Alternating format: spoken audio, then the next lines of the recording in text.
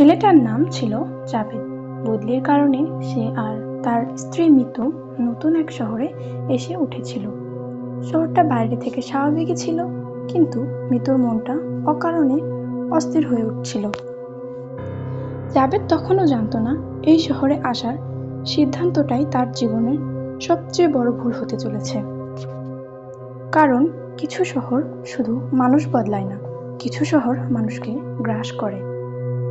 মিতু বই পড়তে খুব ভালোবাসে। মিতুর মন ভালো করতে জাভেদ তাকে বেড়াতে নিয়ে যায়। ফেরার পথে এক পুরনো লাইব্রেরির সামনে থামে তারা। লাইব্রেরিটি অদ্ভুত রকমের পুরনো, যেন বহু বছর ধরে জমে থাকা অতীতের অন্ধকারে মোড়ানো। ভেতরে বাতাস ভারী, কোথাও কোথাও পুরনো বইয়ের পৃষ্ঠার ফাঁকে অজানা কিছু পচনের গন্ধ। সেখানে অসংখ্য বইয়ের মাঝে একটি বই মিতুর দৃষ্টি আকর্ষণ করে। কালো চামড়ায় মোড়ানো, ধুলো মাখা ভারী একটি বই। বইটা হাতে নিতেই কেমন যেন শির দ্বারা বেয়ে ঠান্ডা স্রোত নেমে যায়। বইটা এক অদ্ভুত আকর্ষণ সৃষ্টি করছিল, যেন বইটি নিজের দিকে টেনে নিচ্ছে। মিতু বইটা নিতে চায়, কিন্তু দোকানদার তাকে সেটা কিছুতেই দিতে চায় না। দাম বাড়িয়েও লাভ হয় না। দোকানদারের চোখে আতঙ্ক খেলে যায়। তিনি নিচু স্বরে বলেন, এই বই কারো হওয়ার নয়। এটা যার হয়েছে সে আর ফিরে আসেনি। পরদিন সকালে জাভেদ বেরোনোর আগে পাশের বাসার আফরোজা ভাবিকে মিতুর খেয়াল রাখতে বলে। ভাবি হাসি মুখে বলে, আমি তো পাশেই আছি, চিন্তা করো না। সেদিন দুপুরে মিতু বইয়ের তাক গোছাতে গিয়ে আটকে ওঠে।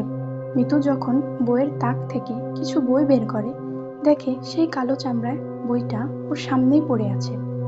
কিন্তু এটা তো অসম্ভব, সে তো বইটা নেয়নি। কিভাবে এলো বইটা? মিতু বইটা খুলতে চায়, কিন্তু কিছুতেই খোলে না। হঠাৎ কানের কাছে ফিসফিস শব্দ হয়, খুলিস না মিতু, বইটা খুলিস না। কোনো ঠান্ডা শ্বাস যেন তার গলা ছুঁয়ে যায়। বুকের মধ্যে এক অজানা ভয় জমতে থাকে। সে দ্রুত ঘুরে তাকায়। ঘুরতেই সে দেখে কাফনে মোড়ানো এক নারী দাঁড়িয়ে আছে সামনে। তার পেট ছিঁড়ে গেছে, সেখান থেকে গলগল করে রক্ত পড়ছে। মুখটাও বিকৃত, চোখের মনি নেই। কিন্তু সবচেয়ে ভয়ঙ্কর ব্যাপার, ওটা তো মিতুই। এক মুহূর্ত সহ্য করতে না পেরে চিৎকার করে ওঠে মিতু। চারপাশ কেঁপে ওঠে। তারপর চোখে অন্ধকার নেমে আসে। সন্ধ্যায় দরজায় কড়া নাড়ার শব্দে তার জ্ঞান ফেরে। আফরোজা ভাবি ডাকছেন, মিতু মিতু। সে মেঝেতেই পড়েছিল, কিন্তু এখন সে বিছানায় কিভাবে এলো?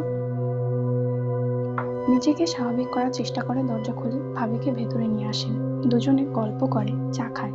মিতু সব ভুলে থাকার চেষ্টা করে, কিন্তু রাতে যখন ভাবি চলে যায়, তখন সত্যিকারের আতঙ্ক অপেক্ষা করছিল। ভাবি চলে গেলে মিতু আবার বইটা হাতে নেয়। আশ্চর্যের বিষয়, এবার বইটা কোনো বাধা ছাড়াই খুলে যায়। প্রথম কয়েকটি পাতা সাধারণ মনে হলেও হঠাৎ পেছনের দিকে চোখ পড়ে যায় 1007 নম্বর পৃষ্ঠা। এটা কিভাবে সম্ভব? বইটা তো বাইরে থেকে গেলে বড়জোর 300 পৃষ্ঠার মতো। তার শ্বাস বন্ধ হয়ে আসে।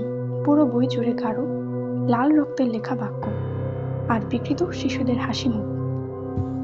শিশুগুলোর চোখ থেকে রক্ত চুইয়ে পড়ছে। হাসির মধ্যে নৃশংসতা, আর শব্দগুলো যেন নড়ছে, ফিসফিস করে কিছু বলছে। মিতু পড়তে শুরু করেছে, আর এই মুহূর্ত থেকে তার জীবন শেষ হতে চলেছে।